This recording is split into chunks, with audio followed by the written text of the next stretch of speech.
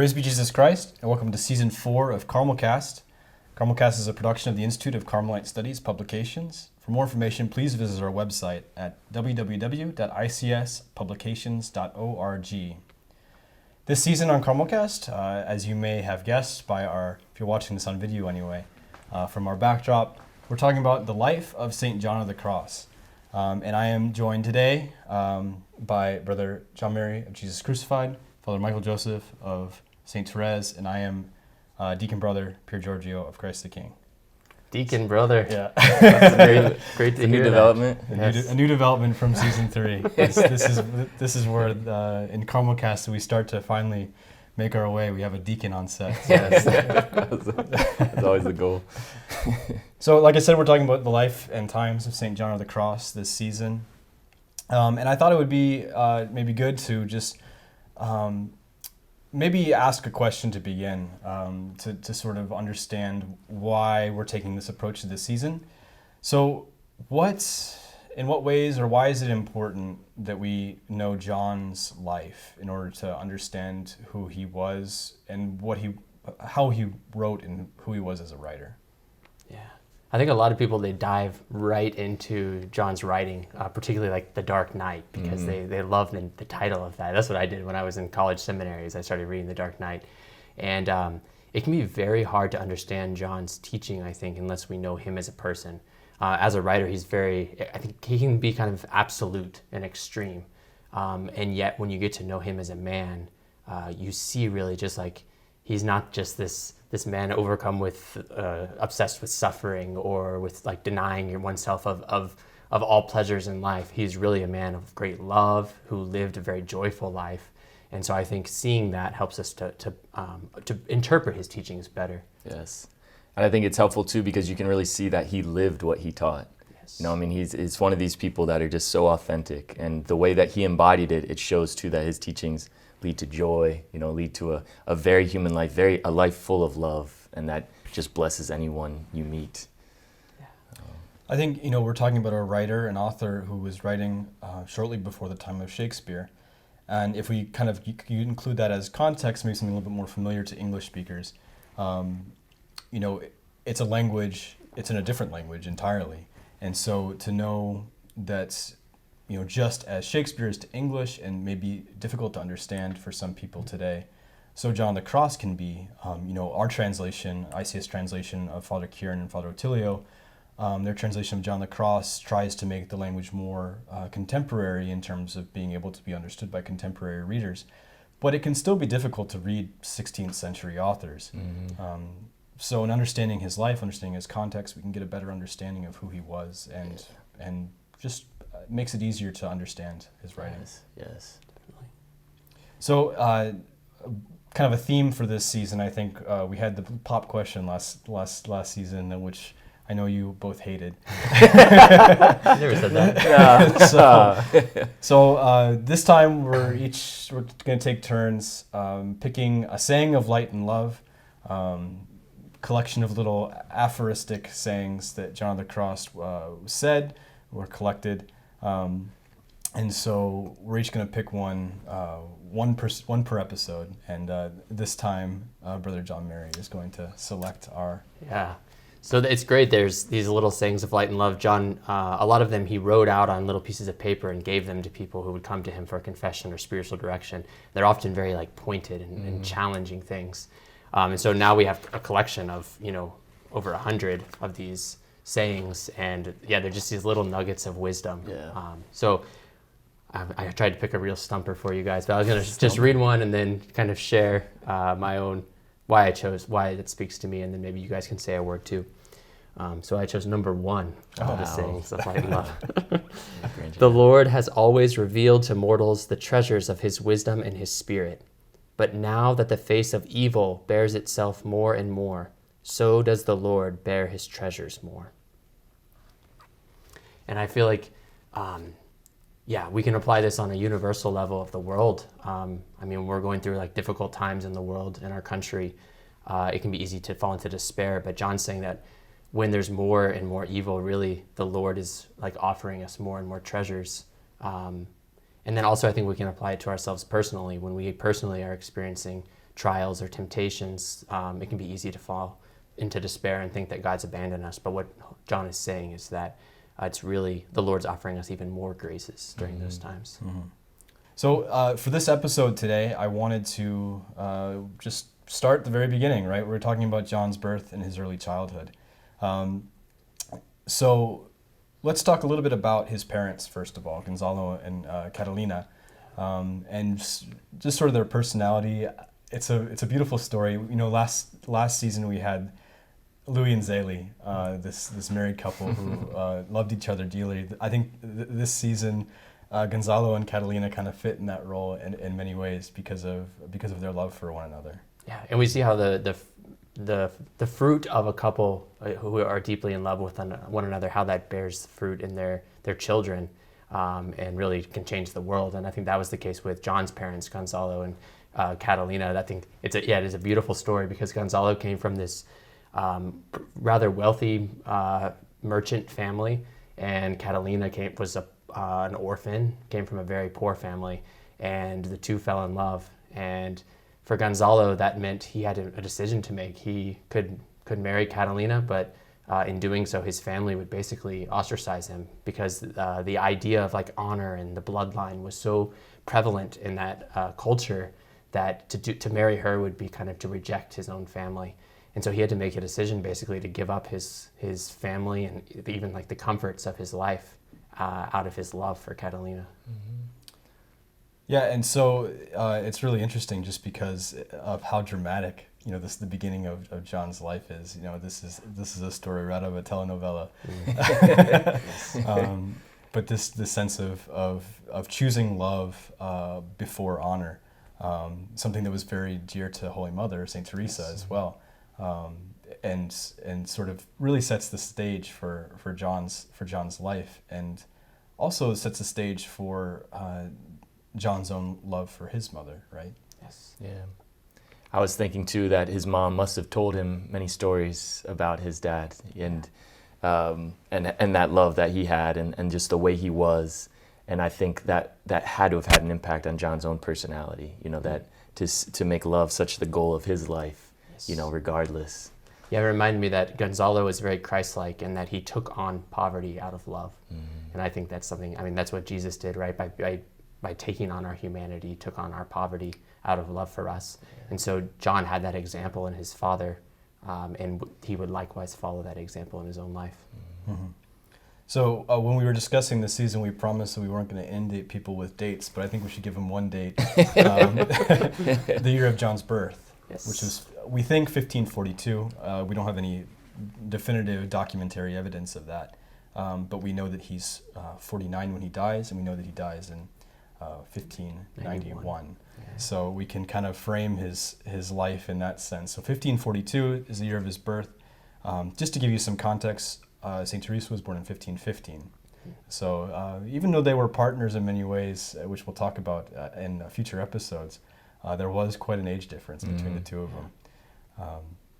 So bringing back to John's birth, and then the biggest, probably the first significant event in his life was the death of his father, right, Gonzalo, when he was only 3 years old. And that really sort of began a very troubling stage in John's life in terms of difficulty. Yeah, John would have this, I mean, he would be old enough probably to remember, or like to have some maybe not a conscious memory, but at least to have been, you know, strongly impacted by his father. And so this would be like the first, I think, of many sort of great losses in his life. And then also we see that, Gonzalo ended up dying of an illness after suffering for many years. So John would have been a part of that process too, of his father's suffering. And then eventually his father dying because of this decision that he had made in choosing poverty and choosing Catalina. Because if he had lived a more wealthy life, in a life of less hard work, then perhaps he wouldn't have gotten ill and suffered in this way. So it was really for love that Gonzalo died. And I think also that just the lack of nourishment, the lack of just basic needs that were probably being taken care of. Gonzalo took on the job of a weaver, you know, which was Catalina's profession. And so that also would lead to could lead to someone being very almost bitter about their poverty, you know, later on, But obviously that didn't happen to John. Even though he had these kind of traumatic experiences with poverty, he was able to see poverty still as such an ideal and not flee from it. Yeah, and poverty was such a big part of his entire life, really. Yeah. There was actually a great famine that was going on at that time too, and so his family was really suffering, especially once Gonzalo died. It was, they were left with very little, so much so that they had to go and look for help. They couldn't do it on their own. Yeah. So John had two brothers to kind of round out the family, Francisco and Luis. And so for Catalina, raising a family of three without a father, in this day and time, they were already very destitute in their poverty. And so that sort of began trouble, right? There was difficulties, and it was a constant seeking to find assistance and to move to different cities to find work. For Catalina, this marked John's early childhood, moving from place to place. Just the disappointment with family, because Catalina, of course, wants to go to Gonzalo's family to seek help, and they all pretty much shut the door on her, and it's that rancor again that can set in, and John being witness to that, going around with her in this kind of humiliating circumstance and not being given the help they need. But what an impetus that must have been to trust in providence and trust that God would provide for them. Mm-hmm. I really love the image too of like little John doing a lot of traveling, because travel was not easy at that time at all. As it wasn't like you just get in the car and drive to the next town. It would be a lot of work for them traveling around. And so John experiencing this as a young child, you can't always understand circumstances. So you don't know. I think of like going on a car trip, even as a young kid, are we there yet? You're always asking these because you don't quite understand the time or the distance or why we're even going. But yet you trust your parents, you love your parents. So like John would just trust his mother, even though, this is like just such an image of the spiritual life for us. It's like we're on this journey, we don't always know the destination, but we just have to trust that God our Father is leading us. And I think John sees that so much in his spirituality, because he sees the spiritual life really as a journey. Yes. And in the midst of this journeying, he loses his father at the age of 3, and then he loses both of his brothers in one way or the other, one to death and one to adoption, also at a young age, when he's both 4 and 5. So very shortly, the 3 of them are only together for a very short amount of time, and the older brother Francisco is taken through the goodwill. We think of Gonzalo's brother Juan. To live with them in his home, and then the younger of John's brothers, Luis, dies when John is only 5 years old. So these two losses, coupled with the loss of his father, where at this point John is only with his mother and his mother alone. It must have been pretty difficult for him. We think of Therese when she was young, the losses that she suffered. We see a kind of a similarity with John as well. Yeah, he definitely suffered a lot of loss, and again, often he wouldn't always understand the loss, I think, and that makes it even harder. He wouldn't understand why it is that his younger brother, why his brother would have to go and live apart from the family. But it was out of necessity of their poverty. And unfortunately, it didn't work out even very well for Francisco, that they took him in, but I guess the wife of the uncle was very harsh with him and kind of saw him as just like a moocher pretty much, and so didn't really take care of him. And so then Catalina, after doing all that work, had to go back and pick him up. And but maybe providentially it was good for John, because now the brother was back in the family, and he was, I believe, 12 years older. So a much more of almost like a father figure too. And Francisco, there's much we could go on. We wouldn't, go into his life, but he had his own conversion. A lot happened in his life. He became a man of deep prayer, even as a young man. And what the influence that must have had on John too, this father figure who was showing him what it meant to be a Christian as well. Yeah, and John always said that Francisco was like his greatest treasure. Yeah. He loved his brother a lot. There's an event that happens in John's life that I think in many ways is maybe foreshadowed by Catalina and her the way that she nurtured and protected the family, but also in her role, one of her jobs that she sought to support her family was as a wet nurse. And so John would have experienced this aspect of his mother in caring and nurturing for children. And perhaps this had some effect on him in terms of his understanding of the Blessed Mother, right? Can you talk a little bit about that, maybe? Yeah, several times in John's writing, he brings up this image of God being like a mother holding, a child in their arms or nursing a child. And John would have experienced this in his own mother, seeing her, because he wouldn't have had a memory perhaps of himself nursing or his brothers nursing or anything like that, but she took on all these other children to care for them. And so he would have a memory perhaps of seeing that and then applying that loving, nurturing image to God the Father. Mm-hmm. And a lot of the hagiographical writings about John's life, they mention Catalina's, how she was sought after in this role because of her, people respected her and her virtue. Right. There's this real understanding as like a mother, her virtue, even like physically through her nurturing, like feeding a child, like somehow passes on that virtue to the child, which is really beautiful to think about.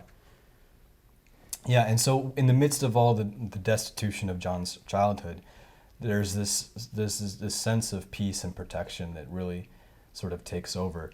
I think probably took over his understanding of how his life was going. There was love and there was this nurturing aspect. Well, it shows too with all the instability and disruption. If you have that, you can be very resilient if you have that love surrounding you and that faith. Right. That's just constantly around you. And faith is so important in this because if we don't have faith, this life would be a complete tragedy. I mean, John's life, but also our own lives, right? Mm-hmm. The sufferings, the difficulties, they would just be complete tragedies. Mm-hmm. But you can see how when these tragedies are viewed in the eyes of faith, they become really like the breeding ground for great saints. Yes.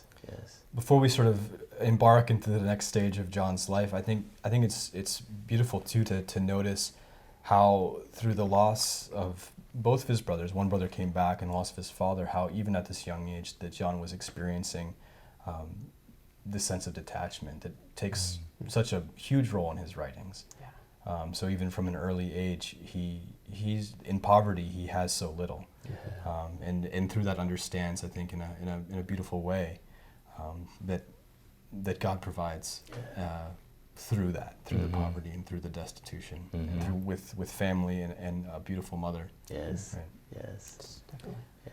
So John has, I think, two interesting encounters that with the Blessed Virgin that I think are beautiful too, because John isn't necessarily known directly for his Marian spirituality or Marian writings, but we can see through these early encounters with Our Lady.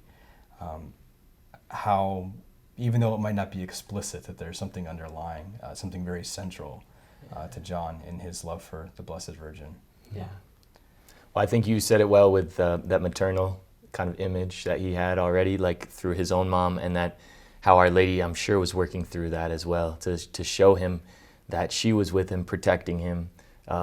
There's that beautiful little episode of when he falls into the lake or to the lagoon, and it's this very dirty, swampy area, and he could have drowned. He's just a little tiny boy, and he said, and he didn't tell many people this. He's not all about describing these things, but the few people he confided in, he said, this beautiful woman appeared to him, and held out this immaculate hand, and but that John saw this cleanness, and he looked at his hand as just filthy from this lagoon, and he just said no, and he put his head put his hands in his armpits, he wouldn't sully this woman's hand, and then this farmer eventually came in and grabbed him out, but he always saw that as this image of that was Our Lady appearing to him and did rescue him, even though he didn't want to touch, dirty her hand, but. And what really struck me about this is the contrast with that story then, and then this story a little bit later. He's a little bit older, he's playing with his friends, and he falls into a well, and they kind of just take him like he's dead. But then they pull him up, and he's not even injured. And so then he doesn't at that time necessarily go around speaking about this, but later in his life he would attribute that to Our Lady's protection. But you see the difference in this first episode. He wouldn't reach out to Mary because he didn't want his dirtiness to her, get her hand dirty. But then in this the later episode, it seems like almost he's matured in some sense, and really then Our Lady does step in and save him. Yes. And it shows too that he everyone has their personalities, and he might have been a little bit of a spacey kid. He tends to fall into wells or if into you can't lakes. swim, don't play by the lagoon. So and there was no lassie at that point to rescue, from the well. I just wonder his friends were just staring at him, watching him. They weren't even trying to save him or anything. Well, I read one account that said actually some people think that one of the boys pushed him. They were roughhousing and he pushed him and then he fell in, and that they probably freaked out and they're like, oh well, run away. So I think the last thing that we really want to talk about is sort of John's entrance into school aged, and also his first sort of encounters with the sacraments in sort of two ways. Through his beginning to serve at the altar as a young boy, going to catechism school, and then also working with the sick and experiencing the sacramental life that occurs in the context of the hospital. Yeah. So all those sort of aspects, we'll wrap up with that, his studies, his learning of the catechism, and sort of his introduction into the sacramental life of the church. Yeah, when John was about 9 years old, they moved to Medina del Campo, which it was a bigger city, and so it made a lot of sense that this struggling family would move there because it would have a lot more resources to provide for the poor. And so because of that move, then John was able to go to school, because this was a big enough city where school was provided for free for those who were poor. And so he was able to go to this catechism school, which had to have a huge impact on him. From what we know about the school, it sounds like, it kind of had a monastic schedule, and it was a boarding school. So you would really enter into this life of deep prayer and study. And so it'd be really all encompassing. He was learning how to read and write and count and those basic things, but also how to serve Mass, learning different trades, learning about how to be a virtuous young man. Mm-hmm. Yeah, and it's during this time that he falls into the well, right? So he's learning all these virtues, but he didn't have very good friends. He's got to learn. Still got to go through it. Yeah. So maybe we can talk now about how he got this gig, right, working at a hospital. And this is a very profound sort of experience in his life, because he had all these virtues that he was learning in catechism school. Well, the place where he was working wasn't the most virtuous place in terms of the people who were there. Mm-hmm. Right. Yeah, well, it had the nickname of Las Bubas, which stood for the kind of the bumps that people would get, usually due to syphilis. And so the hospital is mainly concerned with people with sexually transmitted diseases, especially syphilis, and just how awful it was back then. If you didn't have good medicine and good treatment. And then again, you had the people that probably were going through their very kind of broken lives in many ways, along with their physical ailment. And so John was right, seeing this stuff even as a child, right away, and the effects, but also learning great compassion, and the need for people, whatever situation they're in, to experience love and comfort that you would see later on in his life. Yeah, and it's I've read that John, it wasn't that he was forced to go work at this hospital. He volunteered himself, just as a young man. And so you see how the poverty, illness, and death that he experienced from early on in his life, it didn't lead him to kind of flee from those things, but rather it filled his, expanded his heart with compassion to those people. He felt this great desire to go to those people, to love them, to show them the love of God. Yes. And so he just went off and volunteered. Yeah. And he must have had a profound impact or witness to the operators of this hospital, because they one man in particular sent him to study with the Jesuits in order to become a chaplain, in a sense. So there must have been something in John that was seen by this person to sponsor him in that way. Something that's not that's not to be taken lightly. Yeah, in these Given times this of opportunity. right, yeah, in these times of so it opened this door for him, right? Because this director of the hospital, like you said, he saw something great in John, and so he offered to allow him to get an education with the Jesuits. This would kind of be like going to like undergraduate studies. Basically, it would be from those ages for John. So he would be given this opportunity, which he wouldn't have had otherwise because of the family's poverty, probably. Well, and I think it shows a lot too, just the blessing of kind of spiritual paternity in his life, and that he ended up showing to many people himself. But he had just these figures, especially kind of father type figures, at very crucial moments in his life that stepped in to really help him, and to mentor him, to see potential in him and bring it out, because you think a lot of poor children in this situation wouldn't have gotten an education, would have maybe found menial work to help with the family, but yet he was given so many opportunities, in spite of his poverty and kind of the normal course of things back then. And just what someone can do who sees that potential in someone, loves them in that way, and just the impact you can make in someone's life. Yeah, and I think more important even than I think the education was very important in the sense of, he's learning Latin and grammar and rhetoric and all these things, but more than that these were schools unlike those that we have very good examples of today. These were schools where like you really learned to be virtuous. Yeah. Like that was their whole goal of these schools. Yeah. It was just like very holistic education, and that had a huge impact on John's life. Yeah. We could use more of that in today's day and age. I think back of my own schooling, and I was not learning virtue. Right. Yeah, usually it's the opposite experience. Yeah, you lose virtue in college. Yes. Well, I think that's maybe a good place to end for today. John graduates from the Jesuit school when he's 21, and that's what we'll pick up next week. So we thank you again for tuning in this week to this season. We're excited to really dive in deeper and explore John's life. And we'll see you next week. Thank you. God bless you. Thank you.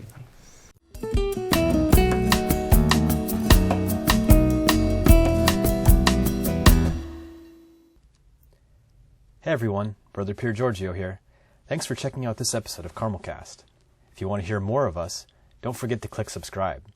Also, be sure to click like if you enjoyed this episode, and maybe even leave us a comment. We post discussion questions down below to get the conversation going. Want more information on Carmelite spirituality and the Discalced Carmelite Saints? Then you'll want to check out our website, www.icspublications.org. There's a link in the description of this episode. From here, you can see all our current promotions and access our complete catalog for the writings of St. John of the Cross, St. Teresa of Avila, St. Therese of Lisieux, St. Elizabeth of the Trinity, and St. Edith Stein. If you want to stay up to date on all our promotions and new titles, then be sure to add your email to our email list. There's no better way to stay up to date on the latest Carmelite publications. Thanks for joining us, and may God bless you.